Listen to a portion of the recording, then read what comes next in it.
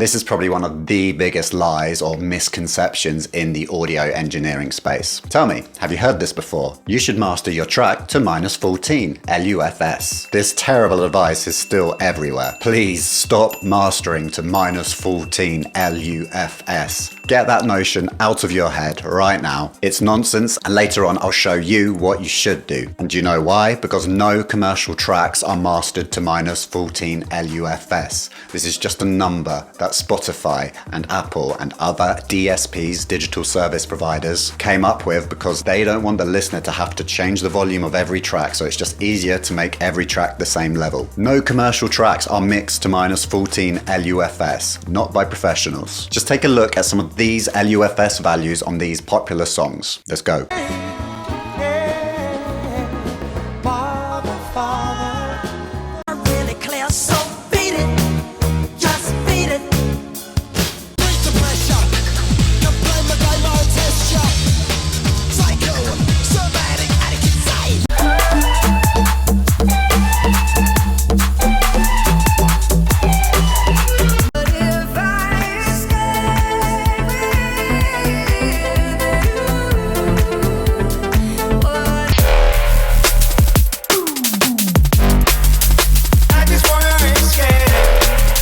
At some point, there's going to be a trade-off between volume and clarity if you want loudness. And if you want more loudness, that noise floor is going to rise. So at some point, you have to choose. Do you want loud or do you want clear? Or perhaps a balance is better. Also, why the f are you bending your wheel to what Spotify want? It's not like they've particularly got your back. Oh, thank you for my 0.004p for that stream. Thanks, Spotify. Have you thought about why -14 is there in the first place? It's not because it sounds better. It's for listener convenience. If one song was at, say, -3, and then another song was at -20, you're going to have to keep changing the volume on Spotify. It's just going to make the listener experience worse, right? So it's just easier for them to set a number somewhere in the middle and then make everything that same volume, so that when a loud song plays and then it's a quiet one, you don't have to get up and turn the volume up. So what does that mean for you? So if you write a track and you're listening to it in your DAW and you're thinking it sounds great, and then you put it online and it's been turned down and you think, oh, it doesn't sound as loud, it doesn't sound as good, but that's the same for everyone. If you've got normalization on, but in most cases you can turn normalization off. Check out this. The LUFS is about -5.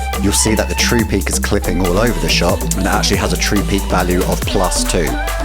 Normalization on, actually going a little bit lower than -14. There's no clipping now, and that the true peak is actually around -4 dB. Have you noticed that a reference track or something that you like is -14 and yours is -14, yet theirs still sounds louder? Well, there's a reason for that. It's not just this LUFS measurement that matters. There's also perceived loudness. There's a good chance that professional track has been mixed with loudness in mind, because there's other factors involved. There's arrangement, there's sample choice, there's sound selection, there's the mixing skill, there's the experience of the engineer. If you master aiming for -14 LUFS, what about all those tracks that have been aimed at -8, -7, -6? What happens when you're trying to get that loud? In the process of that, you're creating new harmonics, you're creating new material, you're creating overtones, you're creating saturation, distortion. That in itself makes the sound more dense and thicker, and therefore sound louder, perceived loudness. And now think about it the other way around. What if you produce a track to -14 dB,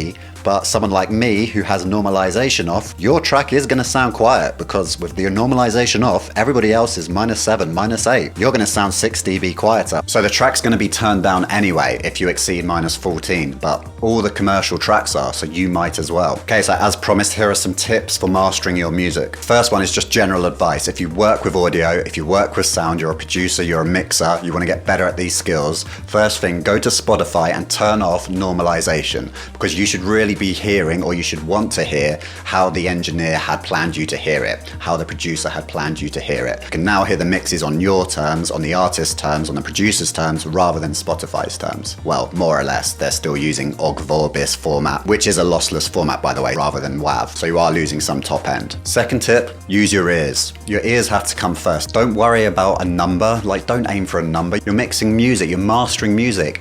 What sounds best? Follow your ears. Don't just follow a random number. And in all likelihood, that's probably going to change, because if the loudness war continues, it's been going on forever, stuff does keep getting louder from what I'm hearing. And what I noticed actually, that there are songs in Spotify now that aren't -14, they're actually -13. That suggests to me that that LUFS value is going up, because people are always going to try and make louder music, whether wrongly or rightly. Don't fear Spotify turning your track down. It's turning everybody's track down. So Skrillex, he's been turned down 6 decibels. All the big artists, they're also being turned down. They aren't losing sleep over it. Ultimately, if your track's a little quieter, then the listener can turn it up if they want. There is a volume control. Yes, you might lose a few decibels, but really all that's happening is it's just being turned down. People can turn it up if they want. People are listening on the tube. People are listening in their cars. The way people are listening to music, generally on MP3s anyway, it's hardly the best listening environment. So for you to worry about 2 or 3 dBs of volume, I wouldn't lose sleep over it. I'd much rather try and mix and get the best sounding quality mix master that I can do. Also, you got to think in terms of genre, right? Drum and bass is going to be -3, -4, -5. House might not be quite as loud, -4, -5, -6. Classical then is going to be the other end of the spectrum, like -15, 16, 17, 18. Your LUFS value is genre specific. Your mixing style is going to be genre specific. So go with what works in that genre. So even the frequency response makes a difference for LUFS value, because it's a weighted reading. For instance, check this out. This is a 100 Hertz sine wave versus a 1000 Hertz sine wave. Notice how one is louder than the other. And that's just on a sine wave. Imagine how that is across your whole mix. Remember, if your master sounds good, it is good, and that's what you should lead with. Don't worry about the LUFS value. Just make it sound as good as you can. And if it's a bit quieter than your reference tracks, don't worry so much, because that's been mixed and mastered by professionals. If it sounds good, it is good. Hope this was helpful. Don't master to -14 LUFS, and I'll see you on another video.